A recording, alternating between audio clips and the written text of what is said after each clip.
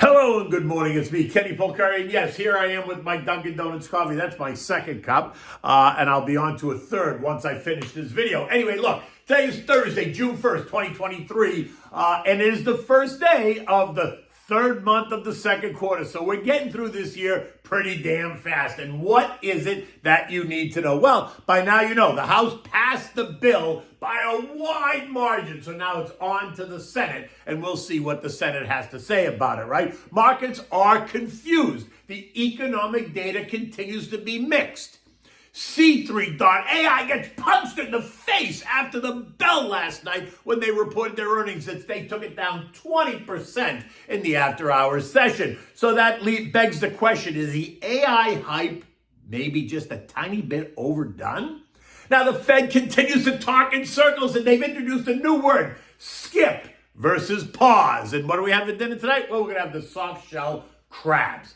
Okay, oh my God, stock sold off on Wednesday in NVIDIA. That gave back $15 or 3.8%. What is going on? That's not supposed to happen.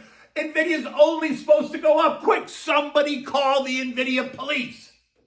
I mean, look, it's ridiculous, right? Markets remain confused. It's nothing to do with the debt deal. That's really a non-event, but right? Let's get this out of the way just so we get it out of the way because it will be all the rage today. The House passed the bill by a wide margin last night. 314 yeas, 117 nays, right? Creating a dramatic resolution to all those tense negotiations that have gone on now for weeks. And as you can imagine, both sides are taking credit for the deal. Minority Leader Hakeem Jeffries once again telling Americans that those MAGA Republicans tried to take the House, but the Democrats saved it, right? They took it back. While Majority Leader Kevin McCarthy is telling us that the cuts in spending are historic, suggesting sweeping changes in spending, which is all comical on both sides of the aisle. In any event, it's now in Chucky's hands, and it's up to him to get it across the line and at JoJo's desk, apparently by Sunday evening. Otherwise, the U.S. is just going to cease to exist, according to the media, right? I don't know, was that dramatic enough? The media is suggesting that if Joey doesn't sign this bill by 11:59 p.m. on June 4th, the U.S. is just going to go poof. We're going to disappear. We're gone. Now, the fringes on both sides are screaming and yelling about what they didn't get and about what's flawed about this bill. Members of the Freedom Caucus in the House are already calling for Kevin McCarthy's head, right? Colorado Congressman Ken Buck floating the idea of using the motion to vacate the rule that would allow any single House member to force a vote to kick Kevin out. Something that would only add to the tension in the Capitol, further dividing the GOP. And we may continue to hear this today, right? Unless, of course, they've all taken a Valium to calm themselves down. Now it's Bernie and Lizzie's turn to lose their minds, right? But look, let's get back to what really matters. What did we see yesterday? Well, we saw a couple of things that you can use to explain the change in sentiment to the markets, right? Look, it wasn't a disaster. But mortgage apps continue to fall, right? This week they fell another 3.7% on top of the 4.7 last week, on top of the week before, et cetera, suggesting that higher mortgage rates and stubborn sellers who think their houses are worth more than maybe they are at the current moment are leaving mortgage brokers with nothing to do as buyers retreat. Then we got Chicago PMI and the Dallas Fed Services Survey both falling even further into contractionary territory, while the JOLTS job openings report rose. And that suggests that the labor market is not cooling off. At 2 p.m., we got the Fed's Beige Book, which is a report on the economic conditions in the 12 regional districts, the Federal Reserve banks, right? And that supposedly showed that inflation and hiring are easing ever so slightly, which is kind of in contrast to what we learned last week from the PCE that showed rising inflation. And then yesterday morning's JOLTS report, which showed a rise in job openings. So it leaves you to ask, are we good or not? I'm confused, right? And then, as if that wasn't enough, we got not one but two FOMC voting members to come out and completely contradict what alternate FOMC member Loretta Mester said on Tuesday. She suggested that there was no compelling reason to pause rate hikes. Remember, she was the one that's been floating that 6% terminal rate idea months ago. But she's an alternate member, which means she doesn't get a vote at the June 14th meeting, which means while she has an opinion, It's not necessarily the groupthink opinion. Now, Fed Governor Phil Jefferson and Philly Fed President Patty Harker, they are voting members. So what they say does carry just a bit more weight because they have a vote when the committee meets on June 14th. So what they say could more closely represent the groupthink, and that is somewhat important. So what did they say? Well, Phil said that he would be inclined to keep rates steady at the next meeting to give the Fed more time to assess the economic outlook. Not bad. Stressing that that does not mean the Fed is done or that the Fed is about to pivot. It was then that Philly Fed President Patty Harker echoed those comments, saying, I think we can take a bit of a skip for a meeting. Well, that's interesting. There's been a new word introduced into the conversation, right? He said we can skip a meeting. He didn't say a few meetings. He didn't say a couple of meetings. He said a meeting. A means single, one. And he introduced that new word, and he said nothing about fall rate cuts. And this kind of falls in line with what JJ has suggested, saying that it's possible for the Fed to consider a pause, not a guarantee, which says nothing definitive. And it leaves the door wide open to interpretation. And that's what investors started to focus on. A pause or a skip is neither positive nor negative. It's just a pause or a skip. And it can be interpreted to be either, depending on your own perspective and what you want to hear. Both of them left open the idea that rates could continue to go higher. Neither one of them said anything about cuts in 2023, and that's what Loretta ultimately said as well. Rates can pause and go higher, in her case, think 6%, unless we get some dramatic shift in the data points, which doesn't really appear to be what's happening right now. So my guess is a pause or a skip, and then potential further hikes. And so stocks sold off. The Dow lost 135 points or 0.4. Not dramatic. The S&P gave up 25 points or 0.6%. The Nasdaq gave back 83 points or 0.6. The Russell lost 17 points or 1%, while the transports did get smushed. They lost 255 points or 1.8%. Think slowing economy, slowing transports, blah, blah, blah. After the bell, traders and investors and algos all awaited the earnings report from C3.ai, symbol AI.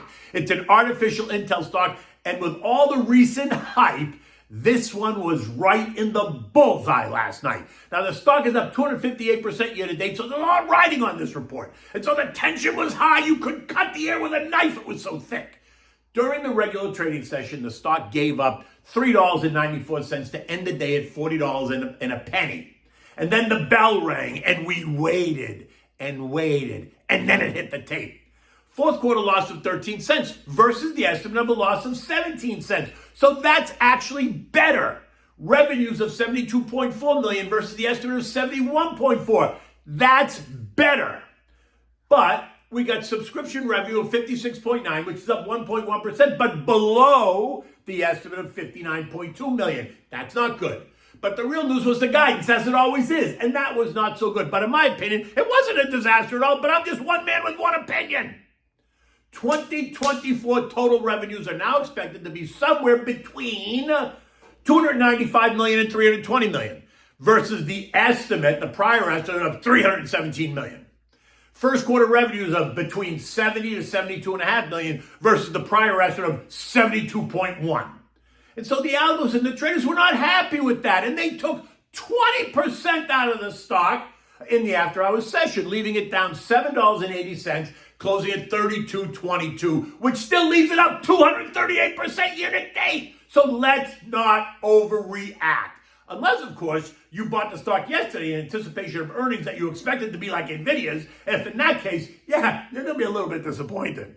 Expect all kinds of commentary about how these results and what it means for anything AI, as if this one report is going to change the narrative in the long term.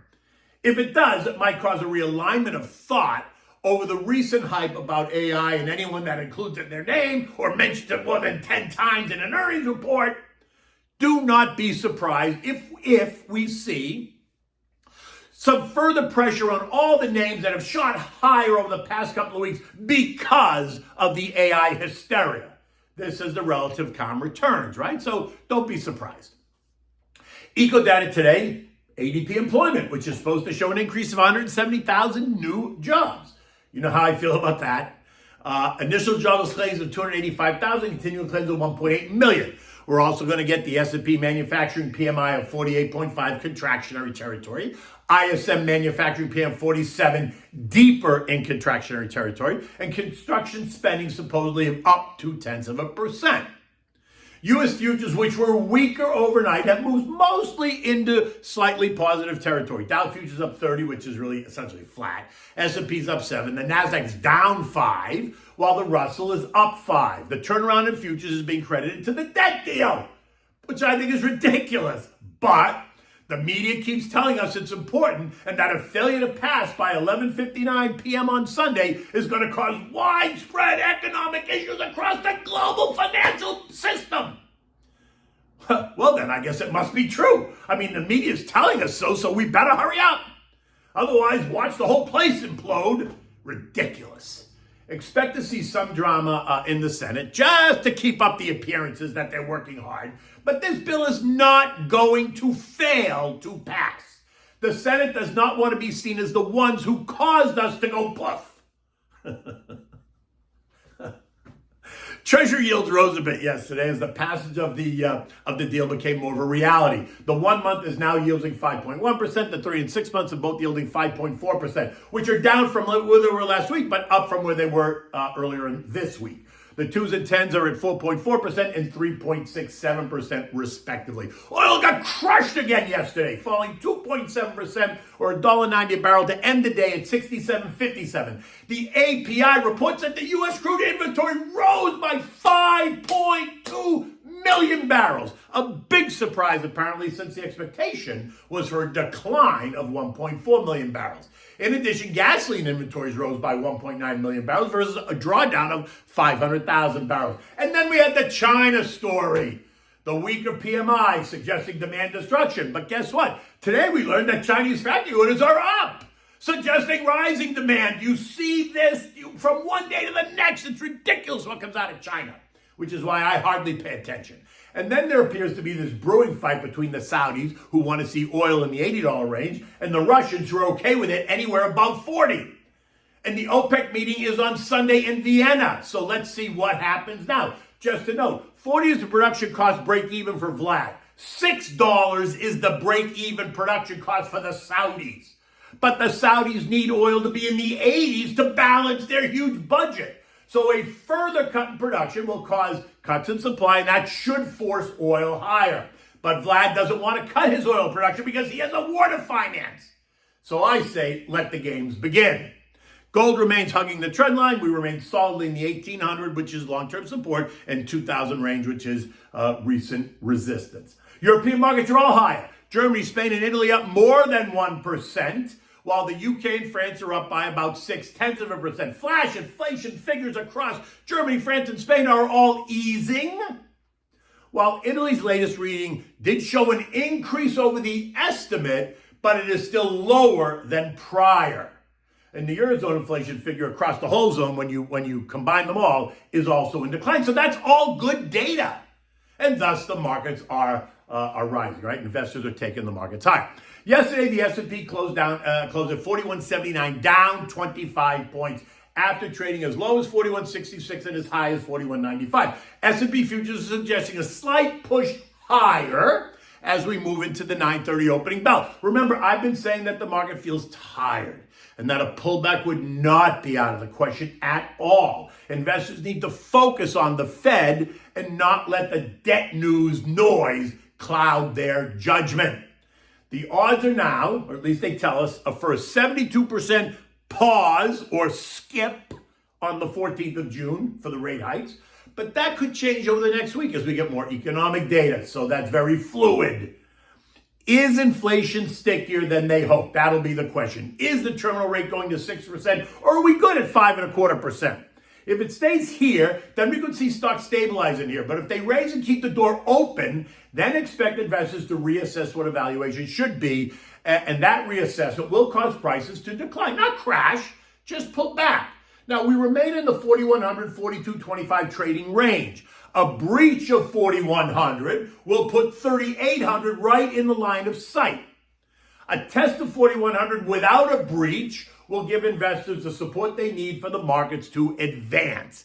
In the end, you know what the deal is. Stick to the plan and eliminate the noise. Okay, so what do we have for dinner tonight? We're having the soft shell crabs. Now look, it is that time of year again. The old adage says that you only eat soft shell crabs during any month that does not have an R in it. Thus, May through August is the guide, right? There are so many ways to prepare soft-shell crabs and so many different sauces you can serve them with. But today's recipe is simple, it's easy to prepare, and it is always a winner. Okay, so for this you need the crabs, right? Now go to your fish guy, have him clean them and trim them for you so you don't have to do that. Just make it easy on yourself. You need flour, salt and pepper, butter, drained capers, fresh lemon juice. I like to add sliced garlic clove. You can do without it if you want, and chopped parsley. You want to dredge the crabs, rinse them, dry them, then dredge them in seasoned flour. So you want to take the flour, add the salt and pepper. Shake off any excess, put them down, repeat until you've done that to all the crabs. Now in a large non-stick pan, heat up the butter until it starts to foam. Add the crabs, shell side down. Do not overcrowd, repeat if you have to, shell side down. Cook for about 3 minutes or so, flip them over, and now cook them on their belly. And you want for about another 3 minutes. You want the shells to be browned and crusty, right? Now, when they're done, remove them, transfer them on a wire rack, hit them with a little bit more salt. Not a lot, just a bit. Repeat until you browned all the crabs. Now, go back to that same pan. Add more butter to the pan. Let it foam and get that nutty brown color. Maybe it's 2 or 3 minutes. Add the sliced garlic. Here, you don't have to if you don't want it. I like it, so I'll add it. And the drained capers. Saute that around for 2 or 3 minutes. Now add the lemon juice, the fresh lemon juice, 2 or 3 tablespoons. Stir it up, let it come all together. Now serve this when you're ready. Make a bed of arugula on your plate. Put the crab right down on top of the bed of arugula, and then take a spoon and spoon the sauce on top of the crab. It really presents beautifully. It is so simple. If you like soft-shell crabs, it's delicious. And in the summertime, do this outside. Set the table on your back porch. Set up the picnic table on the beach, wherever you are. Enjoy this meal outside. And as usual, you have to enjoy this with a chilled glass of my favorite white wine, the Pinot Grigio Santa Margherita. I mean, listen, I pushed that. You would think I was getting paid by Pinot Grigio Santa Margherita to push it, but I'm not. But I just enjoy the wine, and I enjoy the wine chilled, especially in the summer. In any event, look, we're now officially into hurricane season here in Florida. The skies are kind of cloudy. It looks like it's going to be kind of a mixed day. We're supposed to get, a storm in the middle of the day, and then it'll go away, and then it'll be hot and humid. And bleh. So maybe that's what's going to happen to the markets, right? We'll see. But until tomorrow, take good care.